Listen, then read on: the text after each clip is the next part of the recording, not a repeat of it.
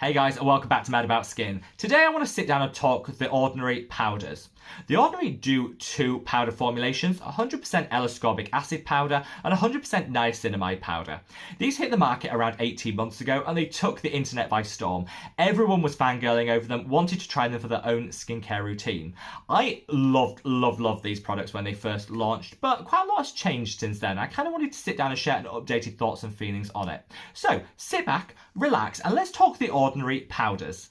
Now, I said a lot has changed from when I first reached for this product, and this was a gradual thing. I love the products when they first launched, but since then, I've kind of phased them out of my skincare routine, and I neither reach for the Ordinary 100% ascorbic acid powder or the Ordinary 100% niacinamide powder. That doesn't mean that they're bad products, and I want to dispel that myth, because there's lots of people, hyping things and saying, oh, if you use these products, it's going to damage your skin, and these shouldn't be allowed, this should be banned. All a load of rot. If you use these products as per the very clear instructions from the Ordinary website, there shouldn't be any issues. Make sure you patch test first, but I would recommend that with all serums and new additions to your routine. But beyond that, this shouldn't be problematic for the skin. They do actually have some really great benefits. So I love the fact that with niacinamide that you can mix a concentration that suits your skin type. Often we're kind of beholden to the brands that tell us we need a 10% concentration, so that's what you get in terms of the serum. That doesn't work for everyone, so having a bit of flexibility to dial up or dial down the amount of niacinamide in your routine can work really well. The same goes for the ascorbic acid powder. Ascorbic acid is super unstable when it's mixed with water, so having it in an anhydrous powder form is a fantastic way of preserving the integrity of the L-ascorbic acid, making sure you're getting it at high potency by mixing it yourself. You'll know if you've ever reached for a vitamin C serum that's pre-mixed, after a couple of months it starts to change colour, it oxidizes, and when that happens, not only can it increase the rate of irritation in the skin, but also it's less efficacious in terms of tackling hyperpigmentation and dark spots than it was when you had it fresh. So mixing your own actually is a really great way of doing this, and Drunk Elephant have kind of cottoned onto this because they've reformulated and changed the packaging of their C Firma Day Serum, which I'll leave a link to a video if you want to see more about that. I'll leave a link up there.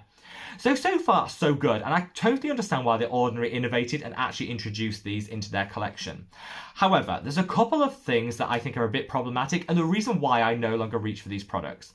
First and foremost, the scoops. So you get them in this little powder form, and in here, if you can see, there's a little scoop. Now, the Ordinary recommend in some of these powders that you use a quarter of a spoon of the amount. Really, if you're recommending that, just give us a spoon which is a quarter the size of the current one. Just take the guesswork out, because eyeballing things is always prone to human error, and you don't want to be overusing some of these high potency actives. So I wish that they changed the size of the spoon just to make it more consumer friendly. Also, whilst I'm happy to mix these products myself, and I like a little bit of home chemistry, it makes me feel like I'm kind of interacting with my skincare routine. I'm all about that. It can be really difficult to know which serums it's okay and it isn't okay to mix these in with. So for example, niacinamide is pretty compatible with most things. I wouldn't mix a niacinamide powder into a vitamin C serum, for example, but with the exception of that, it can go with most things. The L-ascorbic acid powder, on the other hand, really works best in an acidic environment. So if you're applying L-ascorbic acid to the skin, you really want it to be in the form of a pH of 4 or less. The more acidic it is, the more likely it is to penetrate the skin, and the more efficacious it's going to be in terms of delivering benefit.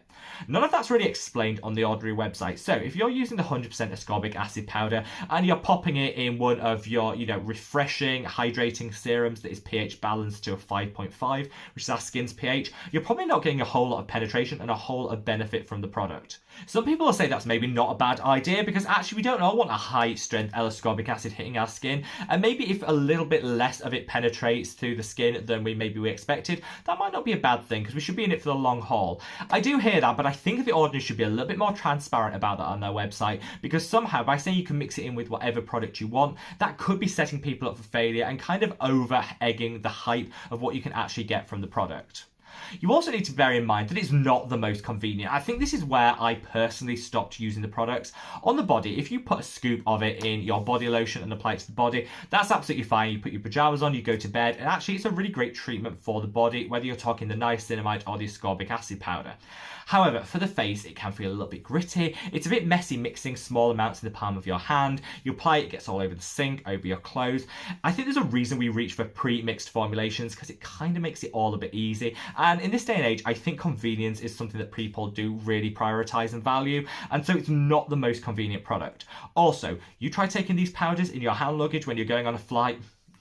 Made that mistake.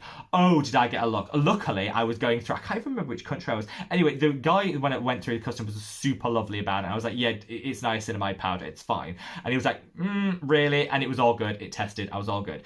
But you just need to bear that in mind, because actually traveling with a plain white powder in your hand luggage doesn't always go that well and present that well when you come through security. So just bear that in mind, because it's another thing that you kind of have to consider in terms of wanting to pack light for maybe a mini weekend away, a little mini break. This probably isn't the product that you want to take.